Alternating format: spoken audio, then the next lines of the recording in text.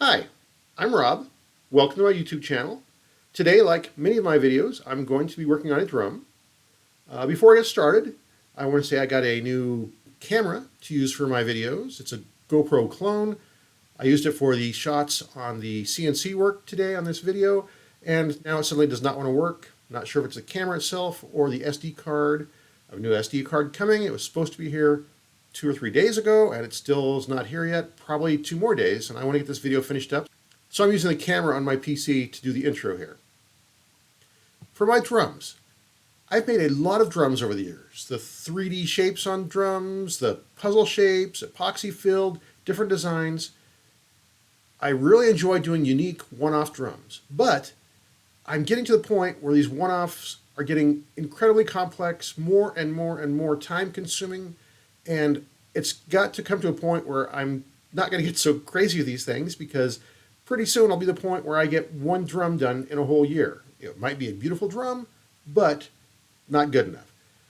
I'm trying to find a signature that I can use for all my drums that's a theme, but not still always the dominant factor of a drum. So what I'm thinking of are making the staves of the drum wavy. So a stave, think of a whiskey barrel. A whiskey barrel has those slats that go around the drum, or around the whiskey barrel, just like a drum. Now most of those are perfectly straight up and down, but I want to get curves to those. It sounds simple, it's not. Because the shape of the staves has to be angled in so it wraps around a drum, this gets very complex. And I made a spreadsheet a while back that helps convert that shape into usable G-code that runs on the CNC machine. If you want to learn more about that, look back a few videos and see that video. It's very math orientated, very process, not a lot of woodworking. So if you're not into that, fine, you won't hurt my feelings at all. But I'm going to use that spreadsheet today. First, I'll design the shape I want in VCarve Pro, take that basic shape into the spreadsheet will make the G-code, and I'll take it into my CNC machine to cut the actual staves. Now when I say wavy staves, I've actually got a drum here that I did with some wavy staves. You can see inside these lines, they're not straight up and down. Not a dramatic curve, but they certainly have a wave to them. The drum I'm working on for today's video is incredibly heavy. This is that drum. Again, you can see the wavy staves on it.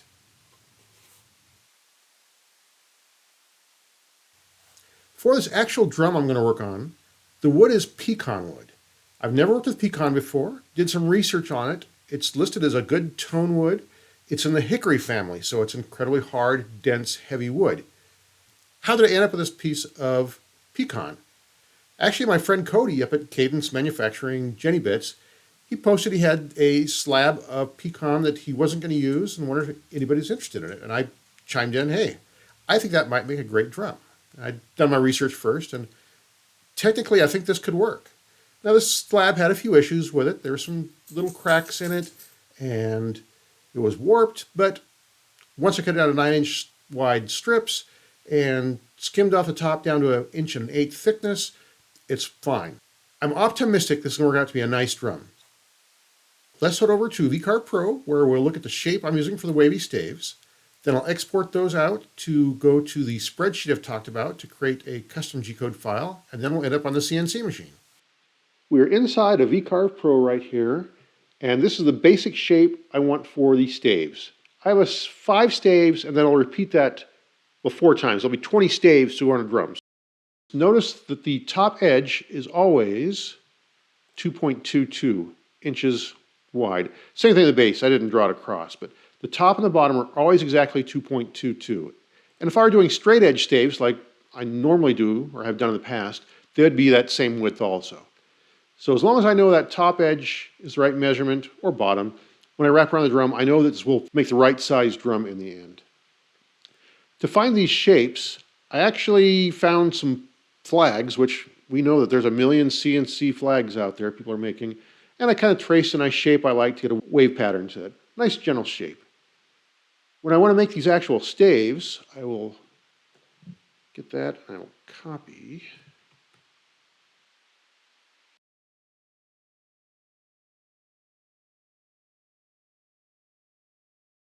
I basically made that, and I drew the line down the bottom to make the 1, 3, and 5, and then I'll delete. those, and here's staves 2 and 4, and I'll join those together and I'll get 5 staves. So that's the basic process for getting all those staves. Let's delete those back out.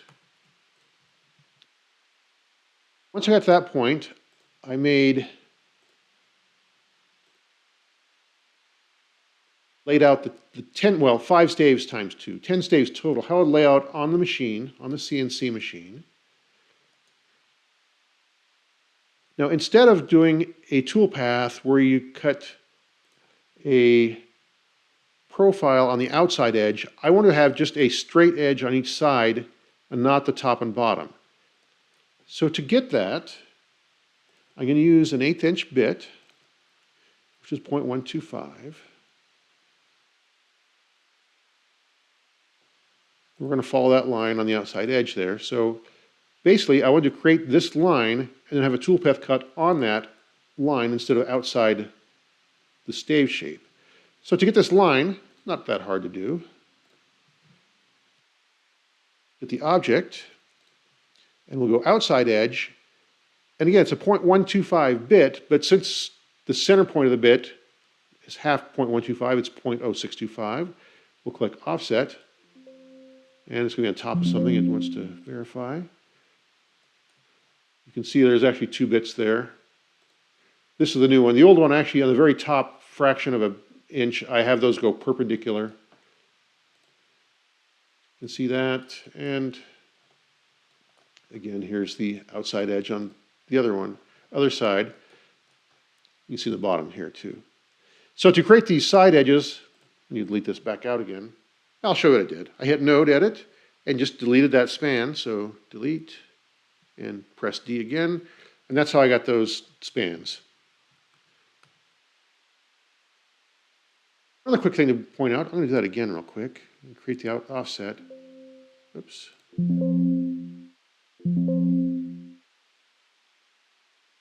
When it creates the offset, notice it has points here on the vector instead of, let's delete that back out.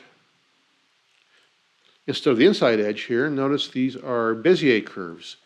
I actually need those points because when you create a toolpath, it goes from point to point. And the way my spreadsheet works to create the toolpaths from that, I need to have each individual point, then I use trigonometry to find the angle to get this angle right here. Lots of math going on in the background of that, but hey, it's a computer with the math, not me, so who really cares? It's also what we'd call a brute force option the way I'm doing this. Lots of calculations going on that are probably not needed, but so what? I don't care if the computer's working hard on that. Also notice now we have multiple staves here. Here are the toolpaths for each side of that. Same thing, a toolpath for the right side of that one, the left side of that one. Same thing. And I put a line down the middle, and that is because we start doing a deep cut. Here's a picture of a normal set of staves. Let me copy this. So I cut this top edge. We'll cut here, it'll go down 30 thousandths, another pass, another pass, another pass. It keeps stair-stepping down. If I didn't cut a channel down the middle, by the time I get to the bottom, this thing, yes, it's only cutting down another 30 thou each pass, but on the right side, it's cutting on this side, each time it's cutting the full depth of that bit. And we're taxing that bit too much, which I don't want to do. Plus, most bits have a 3/4 inch cutting area. So at this point, after you get more than 3/4 inch down, it's just raw bit rubbing there, and that would break our bit pretty fast. I am using the Jenny Bits Skinny Benny compression 1/8 inch bit. Great bit, but once you start pushing wood against no cutting area, we're going to snap a bit real fast. So we have to cut this relief area first. Now the staves I'm doing for this example are even thicker yet. They're 1 1/8 inch thick. So I actually cut 2 relief passes, one first the 1/4 inch bit, then the same other pass with an 1/8 inch bit. So that's why when you take a look at these later, I actually took pictures of that when I cut this on the CNC. You can see exactly what this looks like. I have the wider 1/8 inch channel and an 1/4 inch channel and an 1/8 inch channel. Then I start cutting these passes on each side.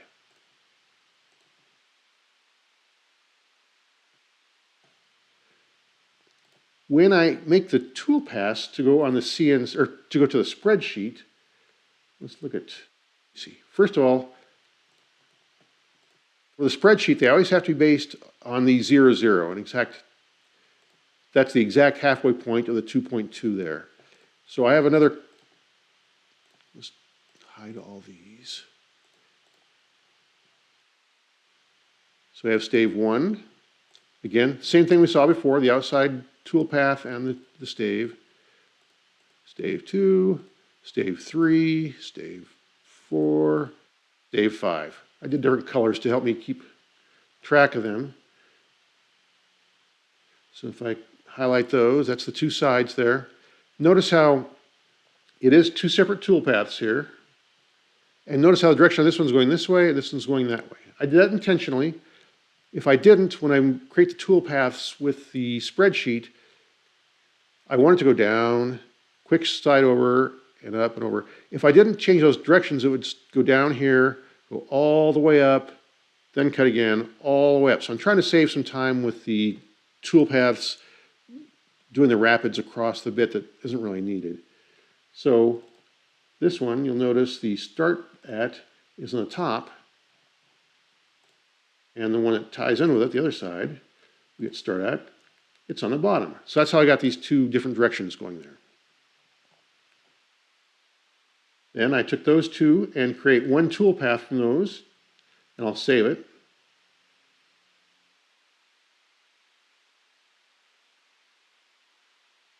Call it 5. It takes the name of that. We'll just call it 5. Save. Now I have a toolpath called 5.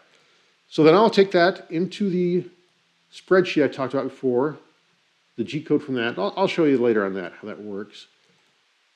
One more quick thing on this. Let's go back up to, we have the combined, all my little markings on there, including dimensions. I mentioned how the 0 point is halfway across that span. That's exactly halfway.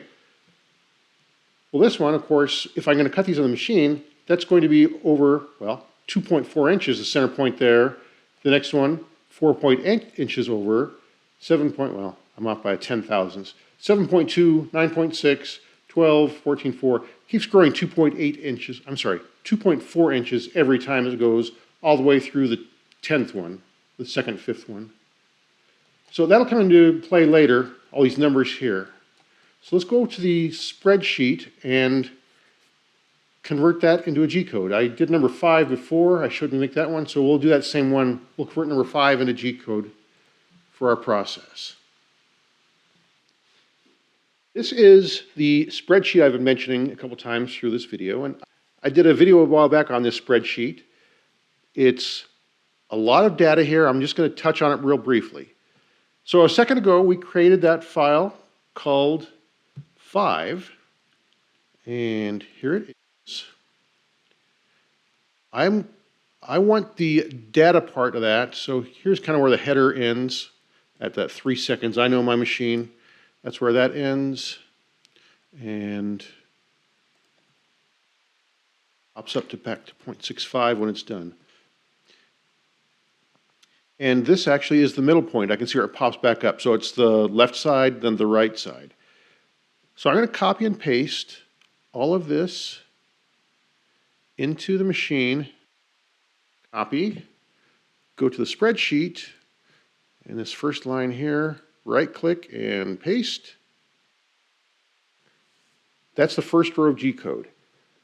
Now here's my settings up here. It's a 14-inch drum, 20 staves. The wood thickness is 1.125. By taking, I told it I want to do a 30 thousandths cut, 300ths, and it divides out that 1.125 to get 30. Actually, it's going to be slightly less because it doesn't divide evenly. The size of the end mill is 0.125. I've got offset and offset here. This offset would make the stave, instead of 2.22, if I put a hundredth on there, it would take off a hundredth, so it wouldn't be 2.22 wide anymore, but it would keep the same angles, the 9.01 degree angle on there. So I have not used that one in a video yet, actually for real yet. This one, I mentioned before how we're going to cut multiple staves here. This is stave number 5, so even though the 0 point is how we calculate this stuff, it's going to sit way over here at 9.6 inches over. So when I go back to the spreadsheet, I'm going to put 9.6 right there, 9.6. So notice how the value was minus 1.0 right there. Once I hit enter here, it's going to convert everything, and now it's 8.6. So we've moved everything to the right on the x-axis 9.6 inches. Now this, what I've created so far, here's the original G-code. So it's 1.1, minus x is minus 1.172 whatever. Here it's at 8.5, so 8.6. And here's where it pops up and goes to the left, to the right side.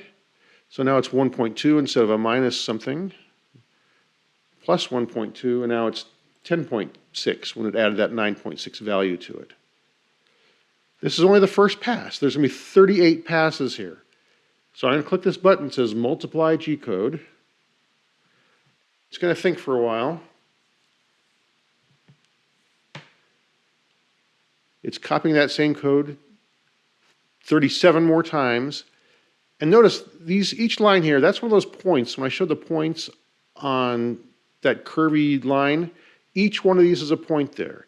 Each time it sees that point, it's going to find the angle using trigonometry that we all learned back in high school, hopefully, and goes through and converts it into the end G-code.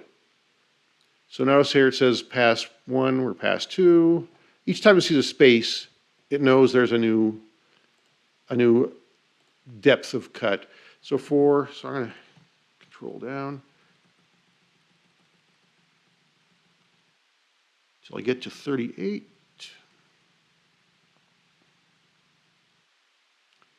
Went too far. So it's 38. So we've created 5,000 lines of G-code basically here. I'm going to click the button that highlights G-code to copy. And I just highlighted that automatically. Right click, copy. And I want to go to my other spreadsheet I have, this is a blank set of G-code. I'm going to paste in each one here. So paste that in. Go those 5,000 lines back up.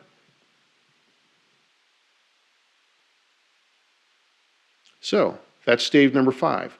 Now remember how stave 5 and stave 10 are the same thing, because we have the same thing going on here. This one's 21.6 difference. So I'm going to go back into that. I'm going to put 21.6 now. And let this do all the calculations here. That was actually pretty fast. We're going to highlight it again. Click copy. And go back to that spreadsheet. Wavy stave. And Control V. So now I've done 2 of the staves on that. Notice how the X is 20 inches to the right now from center. Halfway, and up here it's 8 inches. So that's staves 5 and 10. I'll do the same thing now, 4 or times 2, 8 more times to create that G-code for all the staves. Again, it's kind of time consuming, but once I do this once, I will never have to do it again. I'll just pull out that G-code, run that file, and go from there. So yes, it's time consuming, a lot of thought went into it here, but once I have this completed, I should be able to do something pretty cool without any extra effort down the road. So let's go to the CNC machine and take a look at this. So here I am cutting that cavity with the 1/4" bit, and this is a Jenny bit, the compression 1/4" bit. And I'm going 0.66 deep, I believe, 2/3 of an inch, about 1/10 of an inch per cut. And it's going through there nice and easy. Like we said before, Pecan is very hard wood. I didn't want to push too hard, but only 1/10 of an inch, and I think I'm going about 80 inches per minute. So I'm not taxing the bit at all. It's going through the very nice chips come out of there, good. Let's speed this up to 10 times speed for the rest of that one. Now that the 1/4 inch wide cavity is done, I'm going to go a little deeper with the 1/8 inch bit. We saw this earlier in VCarve. I'm using a 1/8 inch Jenny bit, compression bit. If you remember me talking about these relief cuts back in VCarve when I was showing that, this picture should look very familiar. This looks almost identical to what we predicted it would look like. And this is the final step of cutting the staves. This is an 1/8 inch Jenny bit cutting the sides. It takes about 11.5 minutes per stave, but actually almost 4 minutes of that is just going up and back and forth between the left and right sides. So I might be able to optimize that toolpath and cut it down to even 7 or 8 minutes. And here's a final shot of all 20 of the staves on the CNC still. You can see how the grain pattern flows through on each stave around the drum. I really like that effect a lot. And this might be my favorite shot from the whole video. Note how the bit cut all the way through the wood, yet didn't cut through the blue tape that was holding it down. The Z height was set absolutely perfect on that one. And here's another shot where I put 10 of the staves together so you can see the grain lining up through all the staves. Should make a beautiful drum in the end. And finally, here are some shots of the shell after it's been glued up. Again, this is as far as this video is going to go. I'm not going to throw it in the CNC machine for a while to do the final carving. I'm very happy with the potential this shows in having a beautiful drum in the end. And like always, if you've enjoyed this video, please consider liking and subscribing to my channel. Thanks everyone, and have a great day.